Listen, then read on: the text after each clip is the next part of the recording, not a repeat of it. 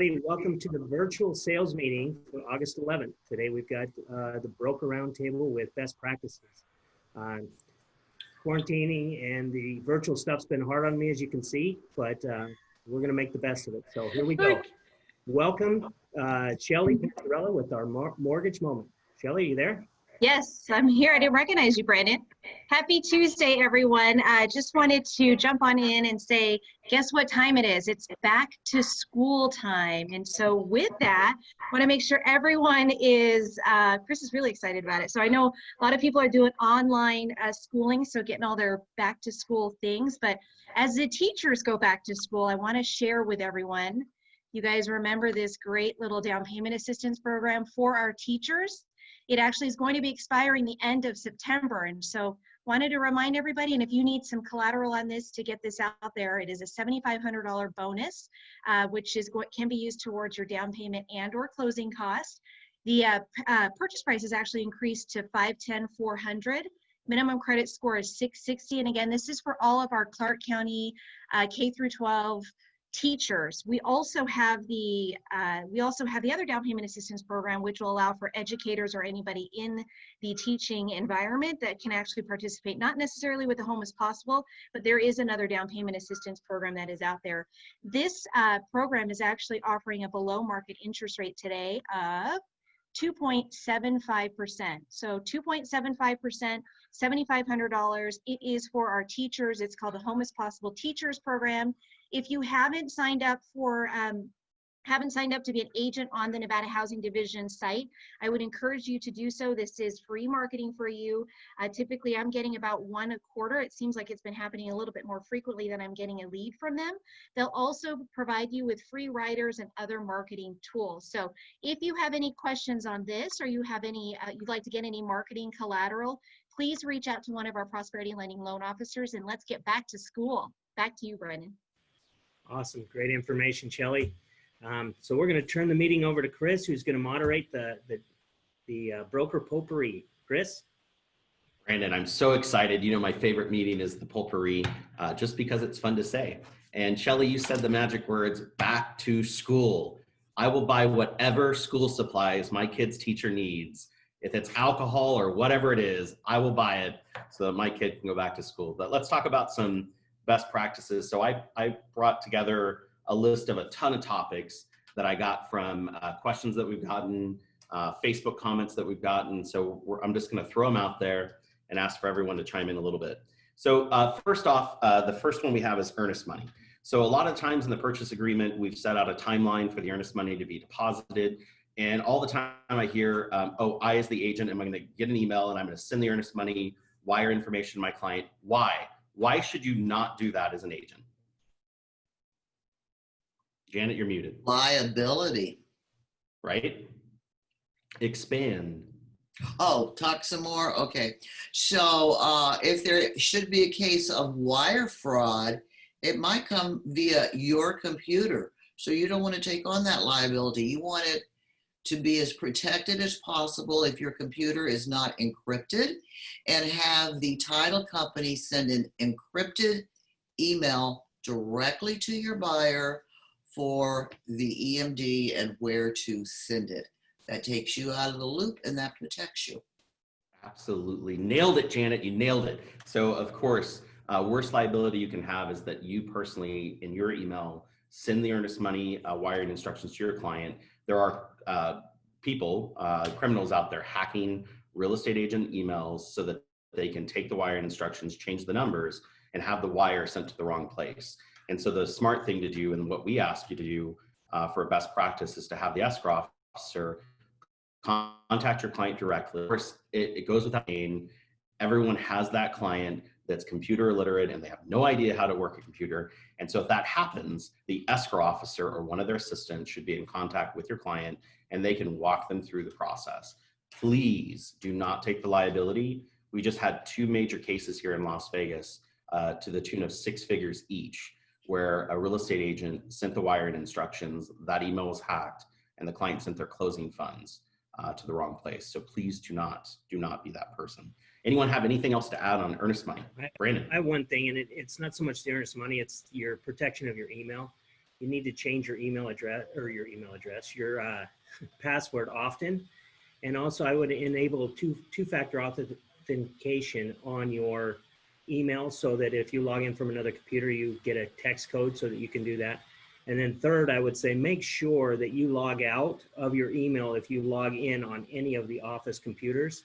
I can't tell you how many times I go to Google and I open it up and there's somebody's email. So I do everything I can to restrain myself from emailing everyone in your address book, but please make sure you're logging out and following those steps.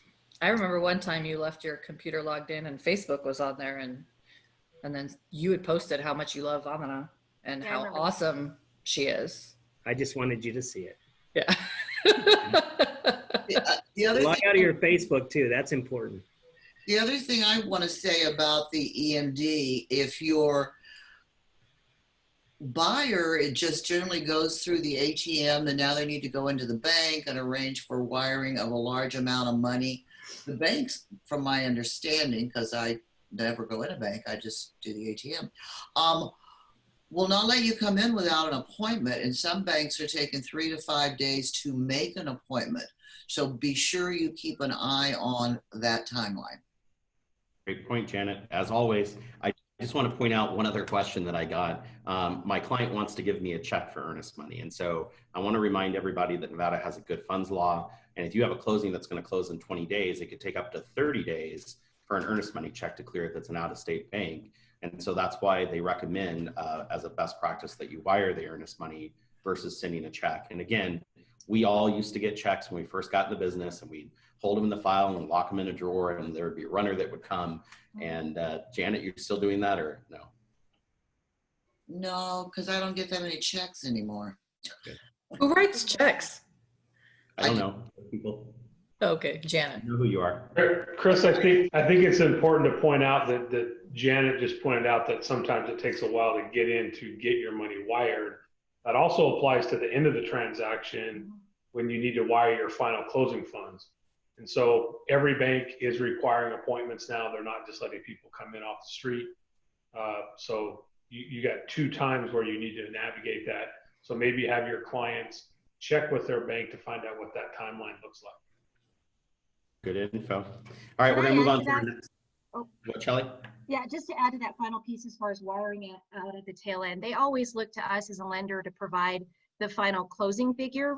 And then sometimes they're asking for that wire information. It's the same thing for us. We are no longer able to provide the wiring information because of the wire fraud situation. So we always defer them back to title as well to get that same information. So it's not that we don't want to give it to them. We just choose not to as far as liability as well for us. Good point. Chris, Yeah. there's more. So, go ahead. And there's Yeah, but I think I want to expand on this a minute because somebody did ask the question about the earnest money. When do you change the MLS? When you, at the beginning of a transaction, once you've gone into contract or once the earnest money has been deposited? And I guess I would like to say part of it is it depends, right? That's like the legal answer of it depends on what the contract says. It depends on, what has been negotiated between the buyer and seller. But ultimately in the MLS, once you're in contract, the MLS rules say you have to get that property into UCS or UCNS status within 2 days, right? So that has to be done. You can't hold that off for 4 or 5 days. Just waiting for earnest deposit. Now, if you've put that into the contract, you still need to change it to UCS, and then you can change it to UCNS depending on how the seller wants to proceed with their marketing. I'm done. Okay, I'm just making sure. Before I go on, I'm making sure. Okay, so next topic is we have a number of agents that, of course, are spending more time with family. They're going on vacations. Unfortunately, we have some people that have been sick, and so they've been out of the office, not able to be with their clients. And so let me make this perfectly clear on a best practice standpoint. If you leave town or if you're not able to transact your regular business, please, for the sake of everyone, put someone in charge of your business. It cannot be your assistant who doesn't have a license. It can't be your grandmother who likes to help you out. It needs to be a real estate agent with our company not with another company, a real estate agent with our company. And please do not assume that the broker of your office is going to just take over your business when they don't know that you're out of town. So best practice would be to email the broker, let them know you're going to be traveling. We can always help you find an agent. Cover your business. But that way there's a worried about being in the office when you're not feeling well, and you're not worried about someone taking care of you when you're enjoying your time with your family. Anyone have anything they'd like to add on that topic? Are you sure? Okay, making sure. All right, so one of the things that we got up as a question, so without fail, as soon as someone has a brand new escrow, within minutes of that opening and they get the escrow package, they get a commission instruction. And they immediately, right then, that same day, send that commission instruction to the broker to sign. And they religiously resend it and resend it and resend it until they get it back from us, and then they send it back to escrow. I'd like to point out a few things. Number one, usually in the course of a transaction, there are a number of contingencies that still need to happen before the deal is going to close that could affect the sales price. And so I just want to make sure that everyone understands that you could be causing yourself to have a commission order signed 2, 3, 4. Last week on one deal, 5 times I signed the commission order, which I'm happy to do, but you're not getting paid 5 commissions. And so I would make sure that, you know, before you send that commission order to be signed, while we're as excited as you are, that you do 2 things. Last time you fill out that you're charging a transaction fee so that it's listed correctly on the commission order, because when you send it to us to sign, we don't know. Anyone have anything to add on that? Yeah, I do actually. Unless you have, if you don't have a transaction fee that you're charging, or the BAC or whatever you want to call it, you should be putting a 0 in that section. So at least we know that you've reviewed it and you've looked at it and you've put something in there and sent it to us. Because half the time we don't want to have to do the research if we don't need to.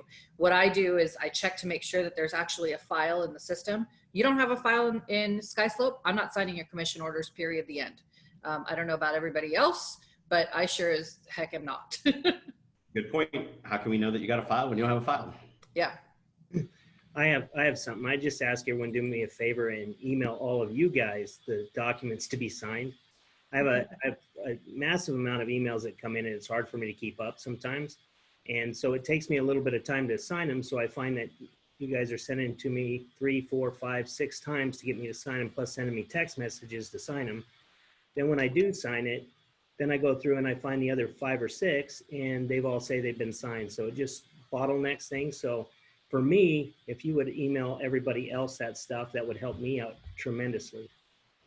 So on that same topic, to make sure that everyone's getting to the right place, I just want to point out that, you know, we have Janet in the Summerlin office, and Janet should be the first point for that commission order from a Summerlin agent. We have Todd in the Green Valley office, and Todd should be the first person that signs that commission order in Green Valley. I'm here at the Southwest, but I'm happy to sign those commission orders. So send them to me before they go anywhere else. But that way, I've also noticed in files that we've had everyone, you got the entire group to sign a commission order for your file. Doesn't mean more commission, but I just wanted to put that out there. This is for the brokers. This is a conversation point. What about when people, lenders, not Shelly, or escrow officers ask for commission to be written on an addendum? What you do about that? Why can't we do it? No, Tell us no. why, please. Oh, good Lord. Okay. So the contract is between who? Buyer and The seller. buyer and the seller. The commission is between who? The listing agent broker and the seller. Right. So no, it's the listing agent and the buyer's agent, right? No, it's the listing broker. Well, so your listing broker. Sorry. Yes, you're right.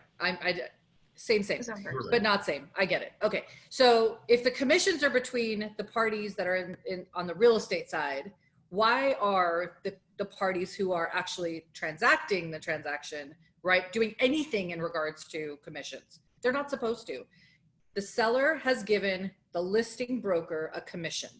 That commission from the listing broker is then paid out to the buyer's broker based off of what we put into the MLS and the listing agreement that the seller has signed, right? So that commission's got nothing to do with the buyer and seller. It should never, NEVER, did I spell that right?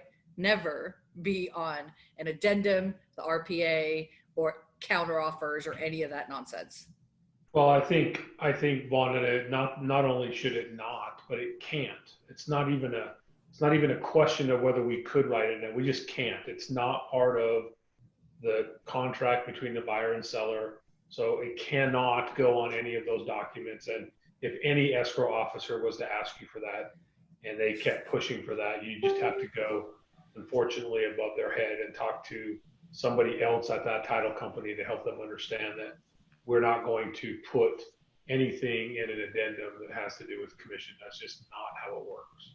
Well, that usually comes from the agent side. On the other side, it's never our agents. It's never usually the escrow officer. It's always an agent from the other side, right?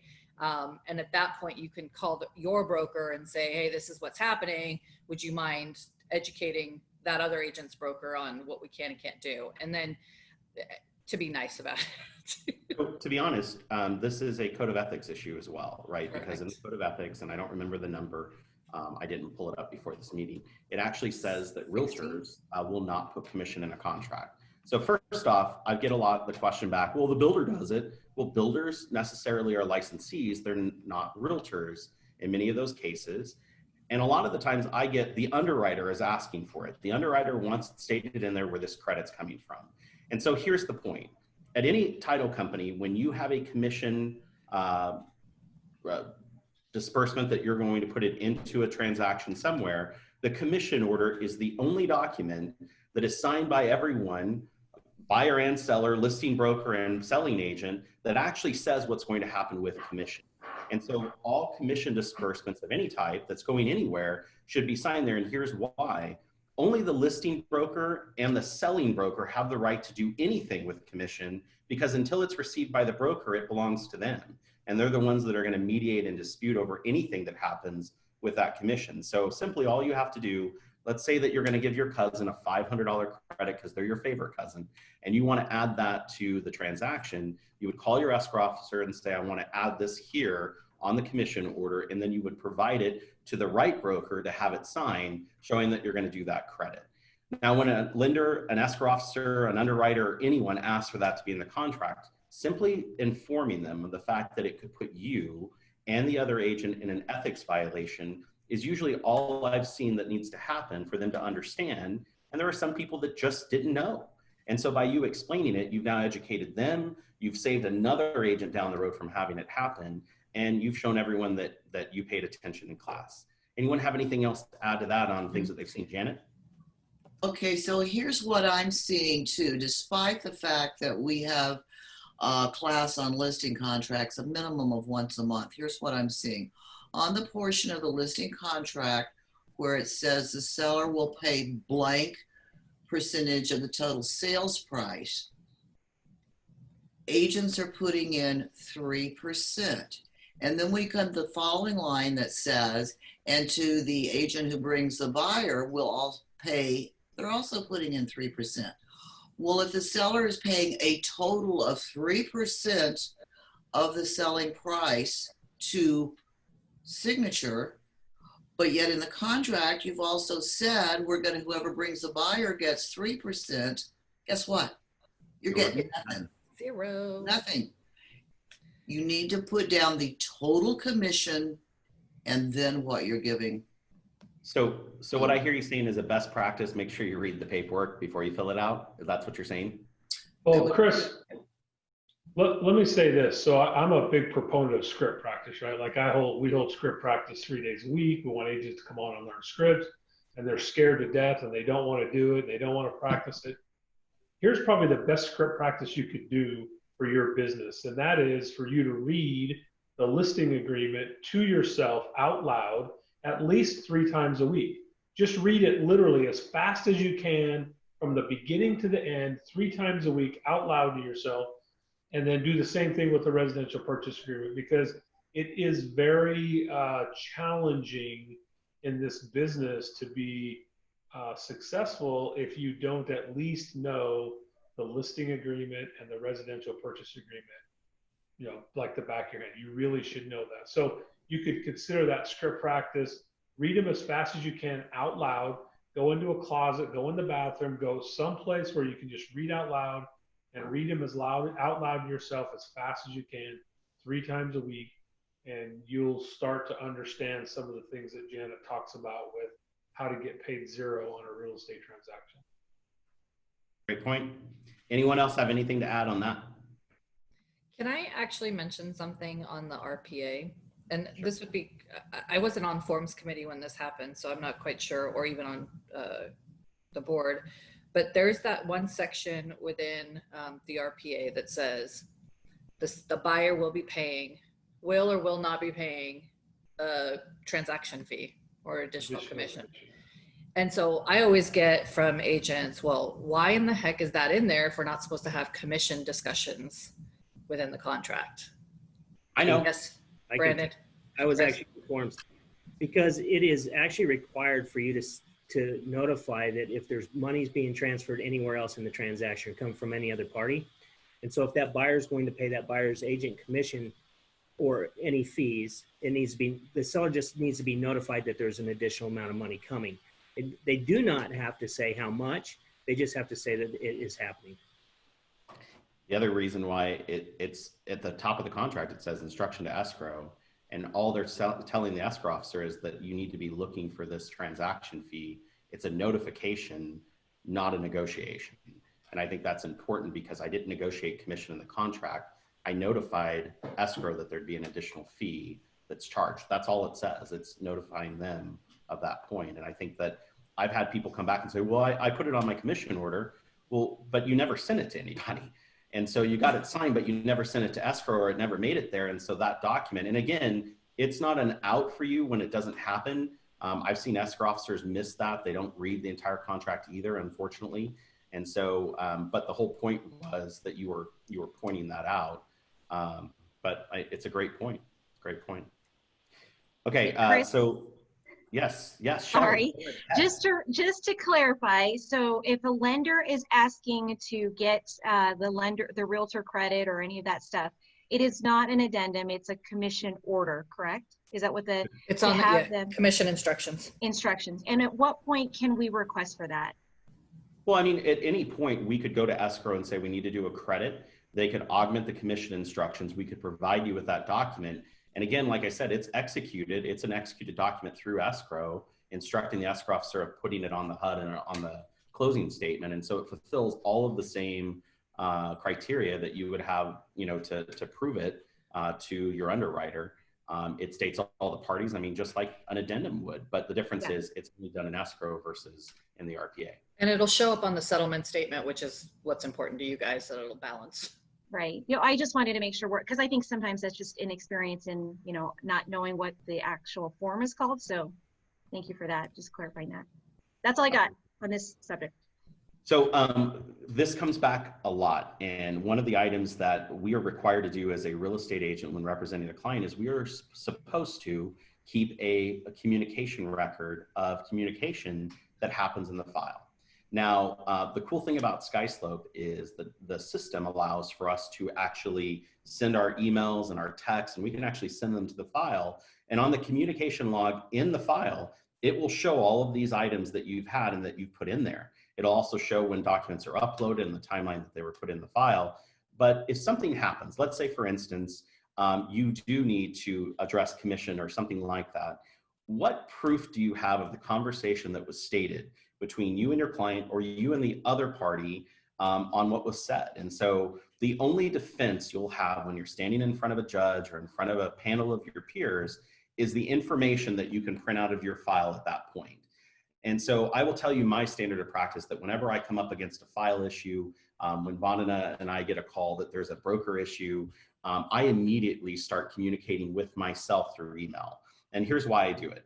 If today on August 11th, I sent myself an email and I outlined the entire transaction as it was explained to me at this point in time, and 3 months from now, when I'm standing in front of a judge and he says, can you tell me what happened?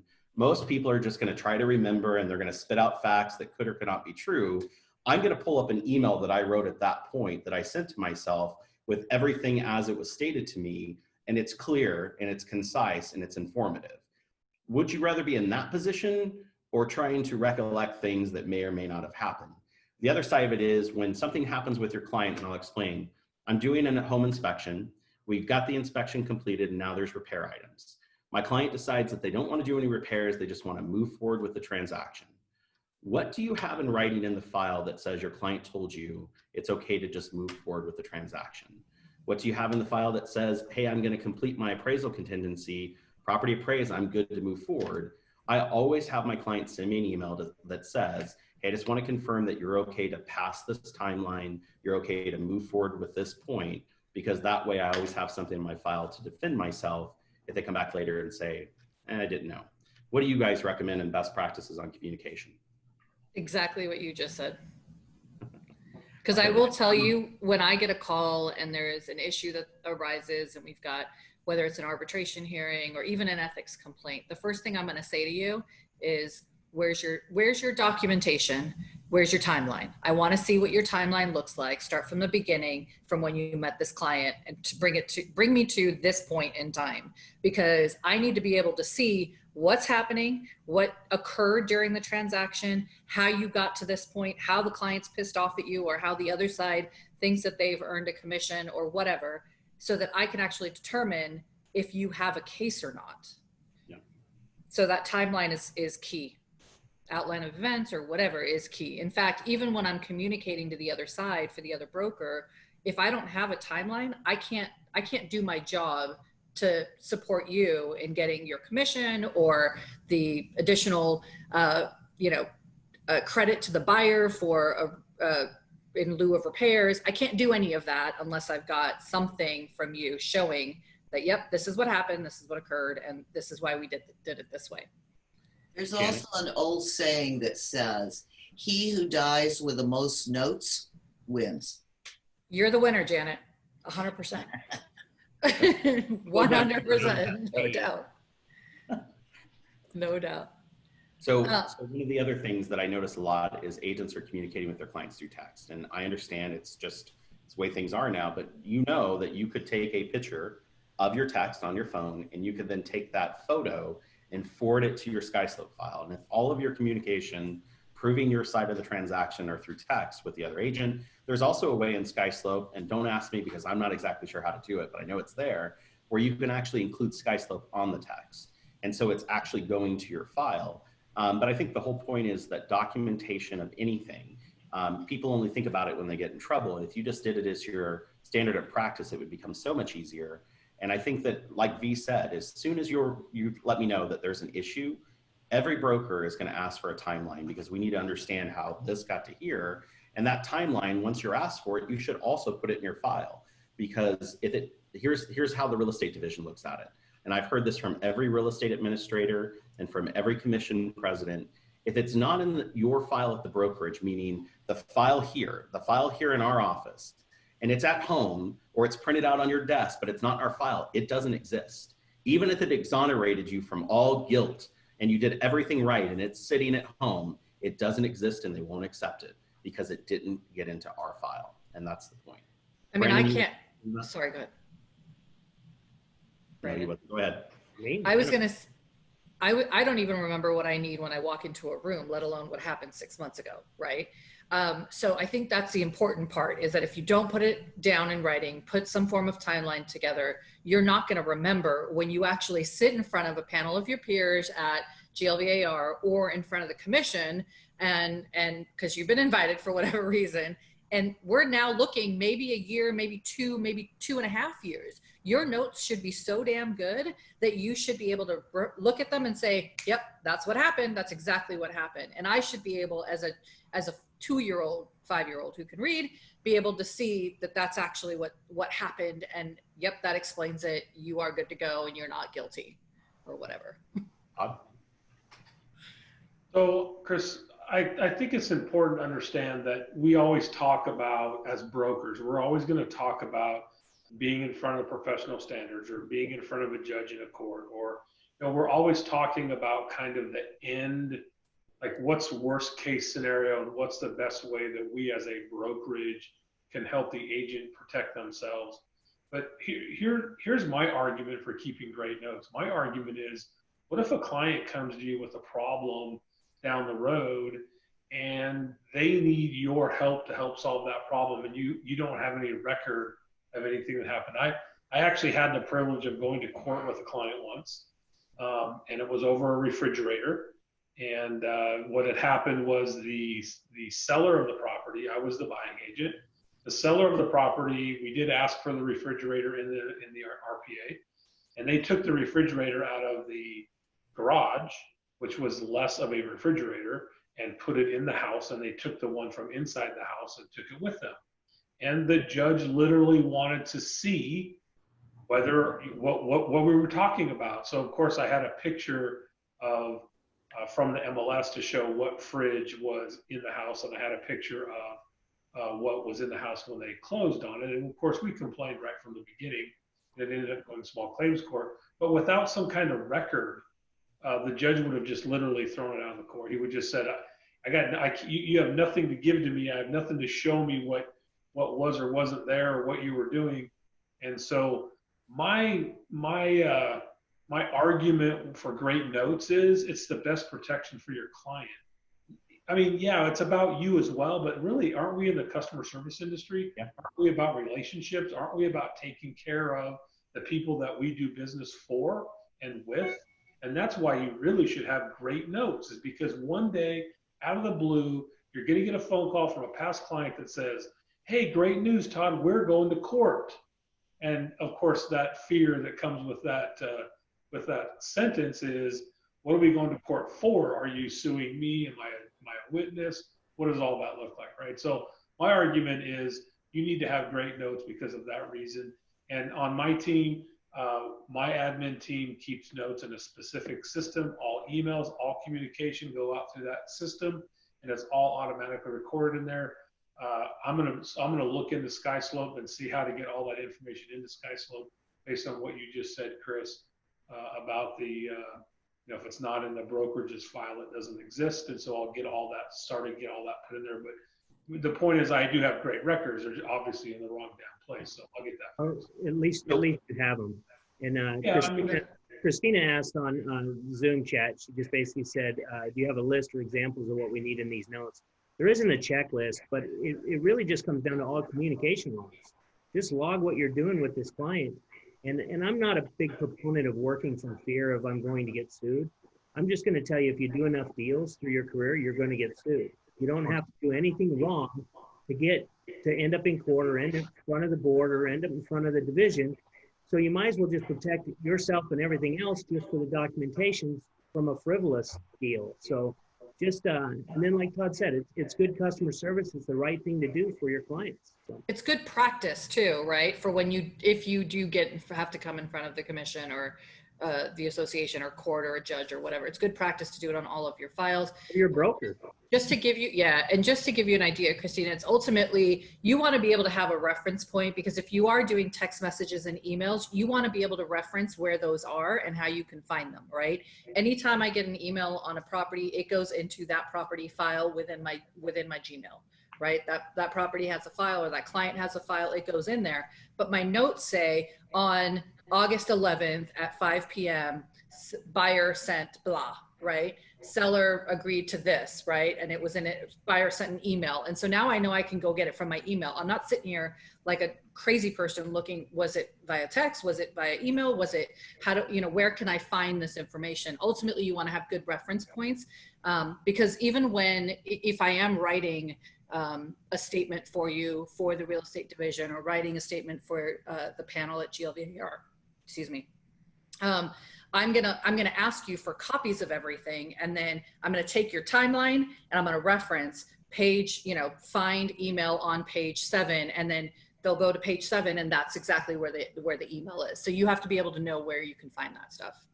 So I just want to make a couple of points on that are important. Number one, Todd, like every agent, in your email during the file, you're putting all the emails into a place. Some of us even set rules in our emails, so as soon as they come in, they go right to this folder. The only thing that needs to happen is upon the closing of that file, before it closes, all of those emails, you can simply, up to 50 at a time, hit control and click and select them all, and you can forward them in one email to your SkySlope file. And so, I mean, it's fine to do that. I'm not kidding you. Can you see this? This is the old folders. I have the last 1,000 of them that existed. And it used to be in the inside of that folder, it had important points of something that happened. And that was what you saved because that file folder went to an archive and that's what it was. And so I think the whole point is that important steps, milestones in the transaction should be recorded. And I've been in hearings where the chairman of the hearing said, show me the emails from your client. And the agent goes, well, I don't have any. So you're telling you did an entire transaction and not one email transpired between anybody? That's the fear of what would happen in a hearing. So you want to make sure that if they did ask that question or if they did ask for text, some even have asked for phone records. When's the last time you talked to your client? Well, I don't know. Now, the good news is that's at least on your cell phone bill, but it's out there. So anything else on this topic, Todd? Yeah, so if I can't kick this dying horse one more time, let me, I get this question a lot, so that's why I want to say this. What about a phone call? Like, how can we prove what was said on a phone call? I have a client that's, I mean, Janet said it earlier, or someone said that they're computer illiterate. They don't email, they don't text. Everything's done on the phone. How can we document that? I know. What does that look like? So yeah, do you want to go ahead? So I just got a phone call from my client, right? Immediately upon the phone call, once they hang up, I send myself an email.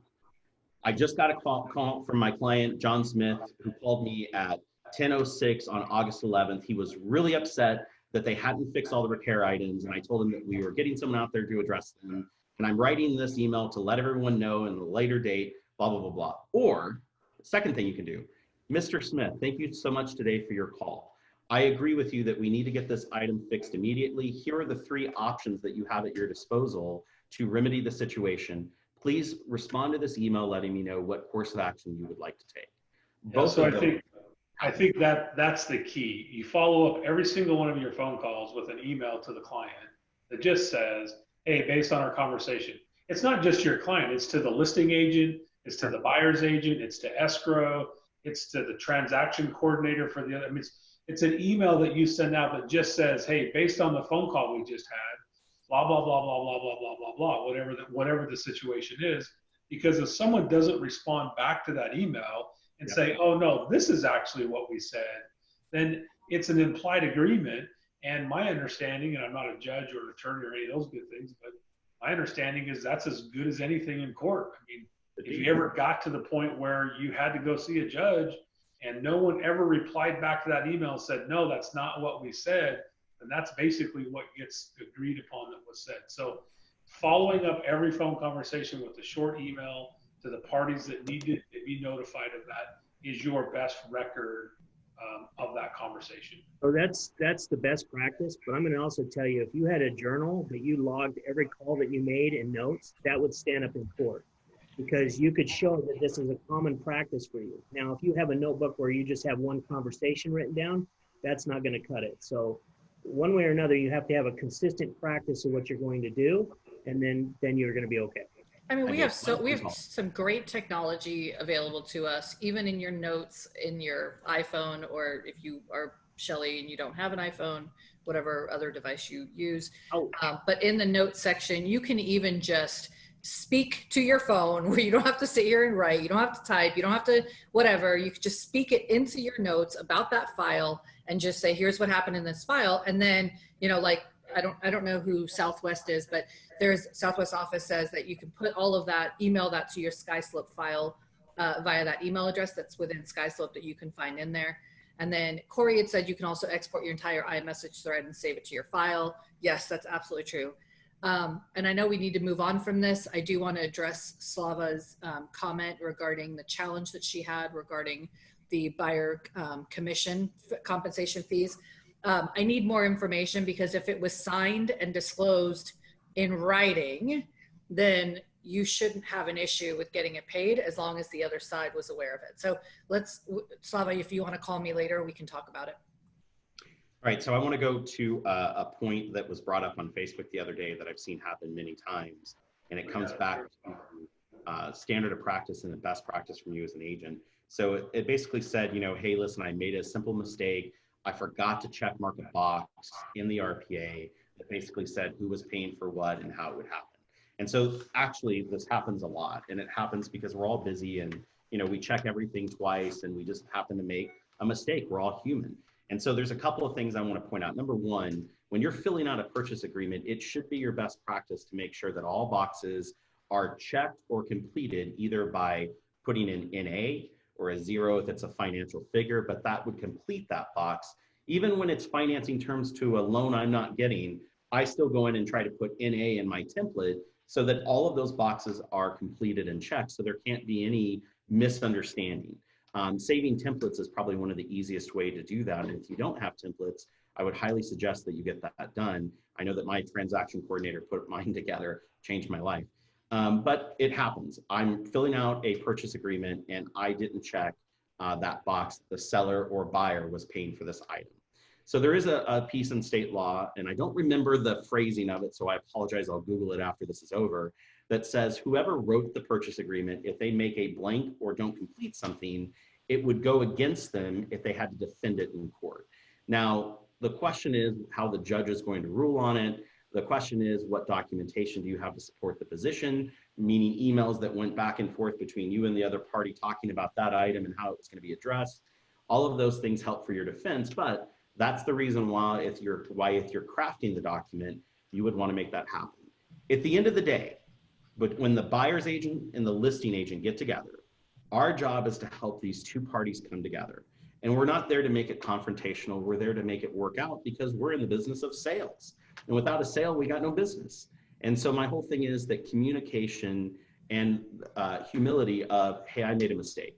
Mr. Listing Agent, I apologize. I made a mistake.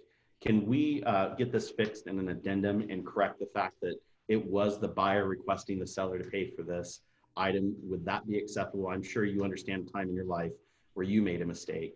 And at the end of the day, if they say, no, this is on you, this is how it's going to work out, I will tell you that the first reaction from many agents is, I'll just pull it out of my commission.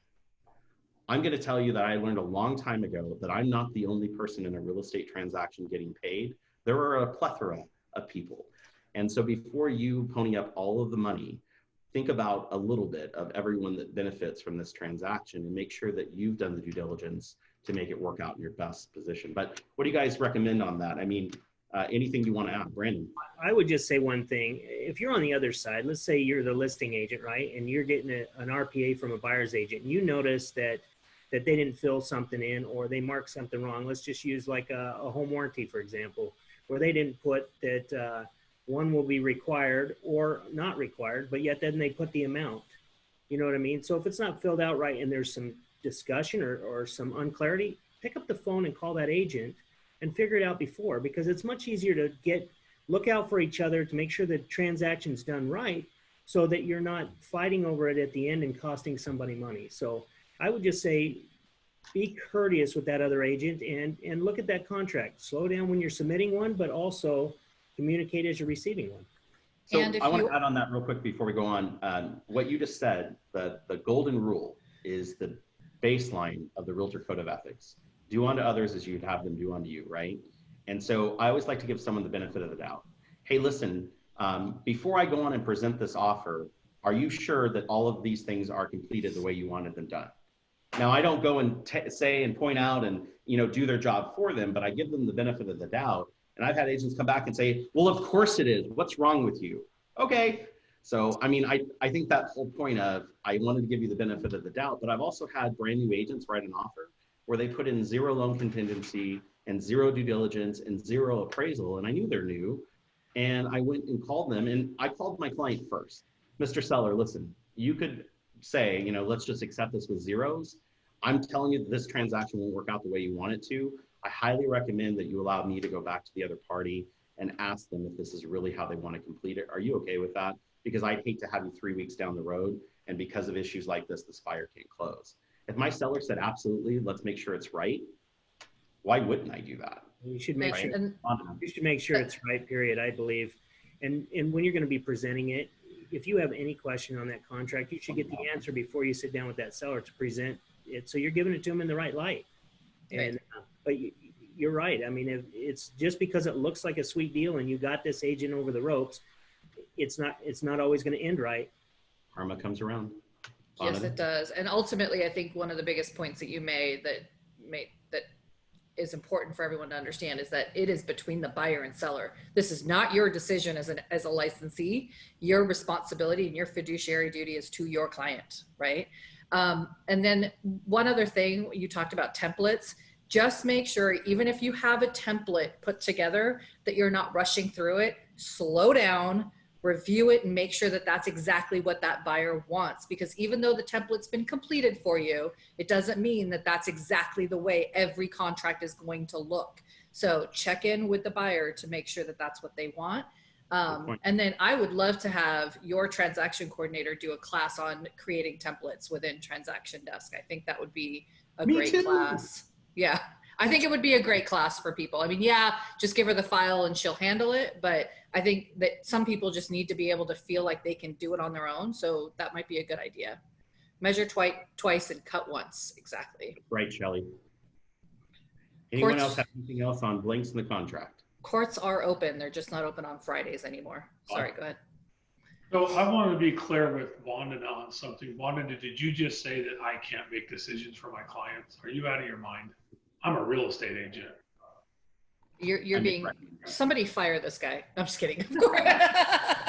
Yes, I am. That's exactly what I said. This is not it's not my transaction unless my name is in the buyer section or in the seller section. It is not my transaction. I cannot decide for my clients on how they're going to move forward. Even if they've said, it's up to you, you decide. No, I'm sorry. This is your transaction. This affects your bottom line, whether it's your net proceeds or whether it's more money out of your pocket at closing. This needs to come from you. I need direction from you, period, the end.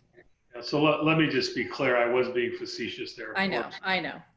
But let me just be clear. All of the problems that we see as brokers and all of the problems that we see at Professional Standards and all of the problems that we see in the real estate industry, most of them stem from an agent who thinks that it's their job to make all the decisions for their clients, and they make the wrong decisions, and then the seller and or the buyer complains. So yeah, it's between buyer and seller, and make sure you keep it that way. Give good advice, give great advice, be educated, know what you're talking about, but let them make the final decision, and you need to get it from them in writing of what their decision is. So you led to my next, you led to my next point perfectly, Todd, like it was teed up, nailed it. So negotiations. I've had a lot of people call me lately on negotiations of inspection issues, of appraisal issues, of just general issues in closing. And I think Vandana made the biggest point that all of the decisions are my client's decisions with information I provided. And so number one, this is not HGTV. This is not Hollywood. We don't stage drama for the benefit of TV ratings. We're here to provide value to our client to get the buyer to buy and the seller to sell. And so in all of these situations, here's what's important that I need to point out. If I go to my client and I have no plan on how the deal could come together, I need to get one. I need to go meet with my broker and I need to sit down and discuss the situation and say, what are 3 viable options that I could come together with? And before I get to my broker, I would challenge everybody, sit down and figure out 3 solutions for every problem that you have. And it works in life as well as real estate transactions. Once you have those 3 solutions, it is your job to pitch those solutions to your client. Mr. Buyer, we have 3 ways on how we can deal with the home inspection issues that came up on your report. We can get them fixed, we can get them negotiated with the other party, or we can cancel this deal. All of those options are acceptable, but I need to know from you what your feelings are. Now, I've provided them with those options in a way that they get to choose and make the decision. And if I've done my job and confirmed it in writing, how can I be responsible for decisions that they made? But if I made the decision that I'm going to have my repair person go out and fix everything, and then I get a bill for $8,000 because I didn't make any of the decisions, who do you think's paying the $8,000 when the client says, I don't have that money? It's always going to fall back on the agent. Same thing with the appraisal inspection reports. When it doesn't appraise, doesn't mean that I need to write them a check. It means that I need to provide them with the options. I need to go to the listing agent, provide them with solutions, and the clients need to make the decision because the buyer wanted to buy and the seller wanted to sell. Based on this group, we have years, decades, and if not millenniums of experience. What do you guys recommend when it comes to negotiations? Ditto. Well, Chris, just real quick, I'll say this. when an agent calls a broker and says, I've got this repair request situation and this happened and this and da da da da da da da da, what do you think I should do? What's the question every broker is going to ask at that point? What does your client want to do? What was your client's decision? Have you presented this to your client and what do they, oh no, I haven't gone to them yet because man, they're going to be really mad and they're going to this and then it's going to can't. Look, the bottom line is if you go to a broker with that kind of question, you're going to get the same answer. It is go find out what your client wants. And then if you have a problem, let's talk about what your client wants and maybe how to structure that to the other side. But it's up to your client. It isn't up to you and or anybody else in the transaction. And sometimes when it comes to repairs, it's easy to have a discussion with the buyer's agent to say, can you please ask which one of these is an absolute? If I go to my client with a list of 100 items, right, they're probably going to say, go F yourself. But if you have, but if you have, you know, a list of here's my top priorities and these are the non-negotiables. And I say, hey, Mr. Seller, here's the list that came. I want you to know that I did speak with the buyer's agent. I did, my work to confirm that these are the items that are non-negotiables for them. And so let's address these first, and then we can start tackling the rest of the list. At least you've got, you know, a communication with the other side. I think that's key too. I think there's two things. Number one, what information did you compile at all to help your client make a decision or for you to make a decision? And the whole reason I'm here is to ask a lot of questions. And when questions are answered, to understand the answer behind the question, right? I mean, that's what I'm being paid a lot of money to do. And here's the other point. They're paying you a lot of money. We don't make a small amount. And so when I'm there to share the news, whether it's good news or bad news, it's not my news. I'm just the conduit to which it travels.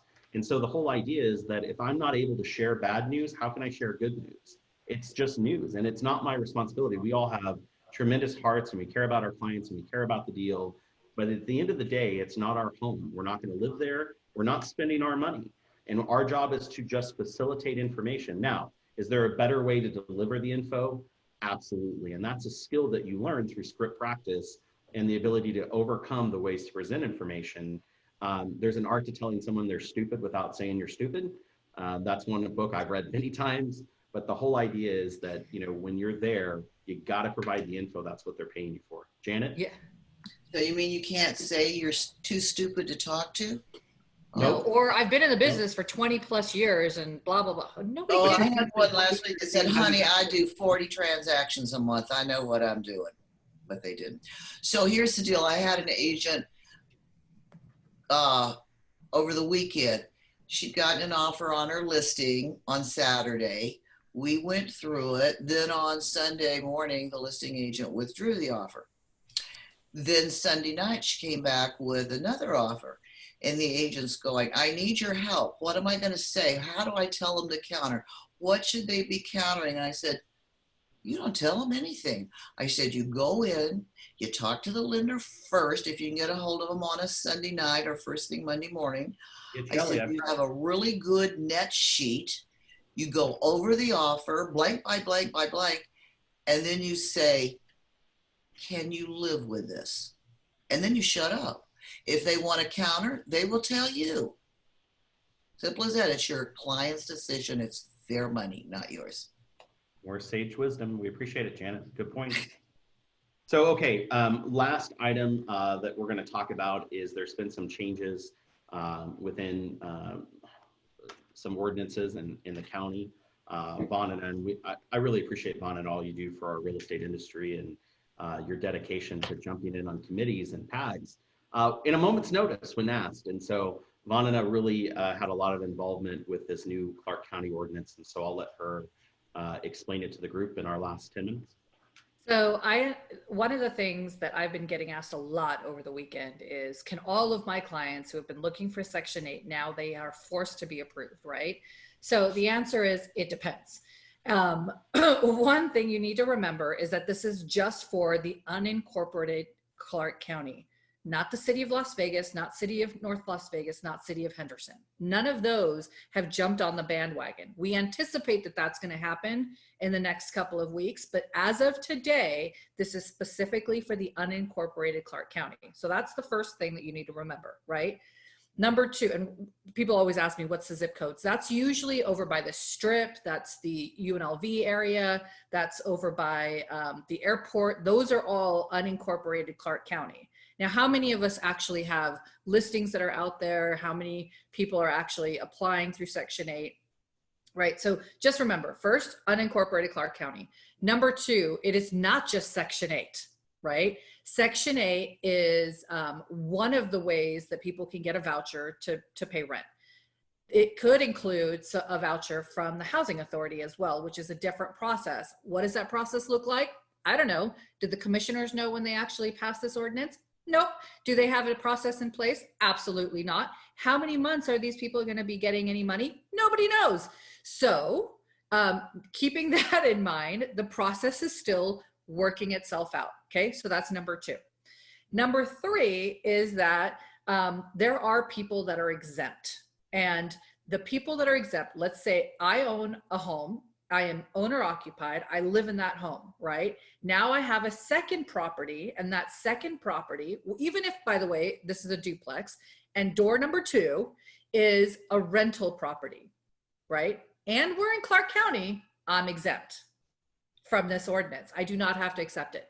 We are calling this ordinance a source of income ordinance, which means that you can no longer tell people, one, in Clark County, an unincorporated Clark County, that they do not qualify based off of their source of income if they are getting a voucher. Remember, there's no process in place yet, so we don't know what that looks like, right? But if they are getting a voucher, Section 8 or whatnot, their source of income cannot be the reason that they get denied the property.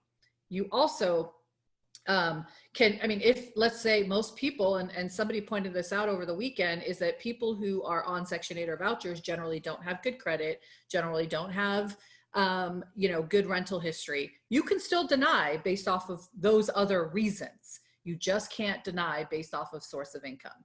Now, the reason for this ordinance, again, I think it comes from a good place. And I think I mentioned this last week too. It comes from a good place. It's to keep people in homes. We are expecting, and from what I understand, over 90,000 evictions or something within the state of Nevada. And that's a whole, there's a bill that's come about, SB1, that's a whole different ballgame. Let's not even talk about that. Both of those, by the way, hit our industry within the same day. So it felt like it was a little overwhelming. But you have to remember that this particular, it's to keep people in their homes, to keep people from being evicted, to keep people from spreading the virus. The last thing we want is to have homelessness be a problem, right? And when I say be a problem, I mean making everybody homeless is not going to be a solution for our city, right? So yeah, it's unfair that it's on the landlord's backs, because as of right now, it's a limited number because of the fact that it is only unincorporated Clark County. What questions do you guys have? No, that's all good stuff. I think you more than circled the whole parameter of that topic. I can't wait to hear it again. All right, so nobody has any questions. Everybody understands it. We are clear on what the rules are. I'm not going to get a million phone calls, but what about? So what I heard you say, the path to hell is filled with good intentions, and this was not well planned out, but it was from a place of concern for the people of our city. Right. And I know you were part of a group that really played some interference, and it could have been way worse without the interference of that group to actually bring up some points that were changed at the last minute, which I think is good on you and that entire GAB, as they're referred to, for your time and energy. And so just remember, not everyone's going to like what happens, but if it wasn't for you guys, it would have been we did have a win, though. We did absolutely had a win. There were three things that we wanted. One of them was to remove licensees out of the ordinance, saying that licensees would be responsible for their landlord's actions. They did not allow that. They kept that into the ordinance, which kind of sucks. So it is really important that you educate your landlords on what's happening, so that they don't say things the wrong way. There is a guidance that's come out. I'll post that today regarding the guidance from Clark County in regards to this ordinance. It also came from the association. The other thing is, this ordinance sunsets which means it is no longer in play at the end of this year. And that was a huge win for us, because one of the things that I said to Commissioner Jones during our initial meeting was, I don't want you to create a solution that's long-term for a short-term problem, right? And so my concern is that this is going to be forever, ever, ever. And we don't want this forever, ever. We just want it for the time being of this ordinance during this time or during our emergency directive. So the ordinance is tied to the governor's directive, which means that if the governor extends that directive, then the ordinance will be extended, but ultimately it sunsets, ends at the end of this year. So that means there could be shorter term leases out there, 3 months, 6 months. Again, what's the process? Nobody knows. Todd, you had a question? So I know that this only applies to the unincorporated Clark County. For now. For now. And it only applies to landlords that own more than one property. Correct. More than one rental property. Correct. More than one rental. So if they have one rental and they have a primary, this does not apply to them. They're exempt. Even if it's not a duplex, if it's a single family residence and Correct. they live in a single family residence, as long as they only have one property rented, it Correct. doesn't apply to them. Which is why I got so pissed off at MLS about removing that Section 8 tab. And I was just like, why are you guys doing that? The reason behind it doesn't make sense. And they're like, well, it doesn't go out to the public. You can just put it in agent agent remarks. I'm like, how does that help anything? If I'm putting it in the agent agent remarks and you're removing the Section 8 tab, now I'm going to have to facilitate a ton more calls from agents who don't get the ordinance. And let's be real, I was very involved and a lot of our agents don't get it. I don't blame them. I barely got it. Right? Brandon, you had a question? Yeah, well, a statement. So if you don't do property management, I think it's important for you to understand this, but it is not your responsibility to go out and tell people how this all works. Mm-hmm. Take the tools that Vandana is going to post and share that with people that ask, but you are not an attorney and you're not to give the advice of that, because if you give it wrong or they misunderstand you, then there's a whole different issue there. So just be careful on what you're saying. It's important for you to understand that this happened. It's important for you to understand what it means, but it's not the understanding for you to go out and educate everybody on it. Share the information. So it's, again, those people who are doing the tenant placement or what they call courtesy listings, they should also know that that guidance should be sent directly. The form, the piece of paper that I'm sending, send it to the landlord. It's the landlord's decision. But now that you're a part of the file, it's not just property managers, it's all licensees. So because you have put that property into the MLS and you're saying that Section 8 is not allowed, for instance, you could be liable as well for this ordinance and being in violation of it. You're right. You need to understand if you're going to market those properties, you need to know how to market it properly. Correct. Correct. So we've gone past our time, and I appreciate, I hope everyone has a little sprinkle of potpourri in their life on best practices from this group. I thank all of you for your time. I really enjoy the conversation each time we have it. And with that, Brandon, back to you. We're done. All right. Well, thanks for attending, and we hope to see you in the offices soon, or at least if we don't see you in the office, we'd love to see you online. So take care.